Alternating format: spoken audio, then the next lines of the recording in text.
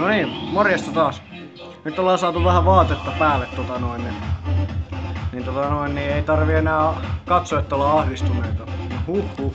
Mä ajattelin, kun vaan taimaalaisista oli puhetta, niin piti vähän vaihtaa videoa, niin Aasian Street Meat. Kyllä, se on niinku, kyllä meillä tää Järvenpäässäkin löytyy sitä aasialaista street meatia, että kyllä sonkata taimaalaisia. Kefle ja Aasia. Joo. Sitten tuolla on meidän Gise, joka heiluu tuolla noin niin perkeleesti.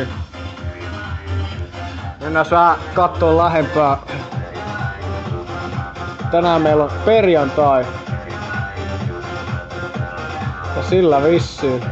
Biisi sopii vitun hyvin.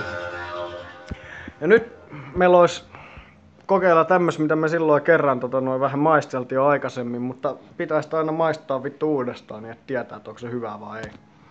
Eli tämmöstä näin. 1 tähden jallua. Otetaan.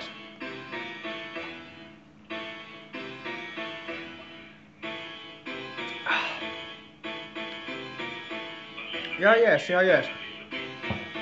Mutta ei se mindy voida. Mutta jos tätä löytyisi kirkossa niin ehtoollisella, niin kyllä mä kävisin joka päivä kirkossa sillä. Et ei siinä. Joo. En oo saanut vieläkään sille potille soitettu. On ollut vähän kiireistä, kun piti se loppuu se video vähän tossa noin, niin piti vähän katsella vielä. Niin vaihtaa vähän videoakin.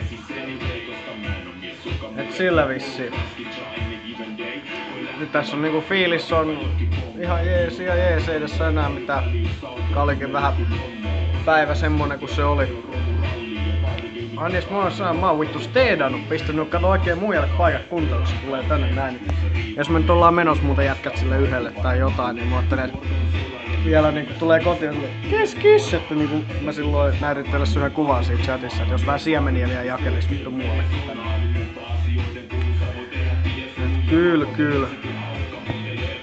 Mut jees. Huomenna sitten niin taas lähtee. Silloin tulee fucking pani vittu. Ainakin vittu jees pistää Papa Löörsson-kledjut päälle. No huhhuh. Siellä on lettu levällä. Velho hiha roikkuu siellä niin saatana. Älä sitten Chagi näytä näitä Jonnalle näitä videoita, saattaa vielä olla. Chagi, sä et enää katso tämmösiä videoita. Perkele.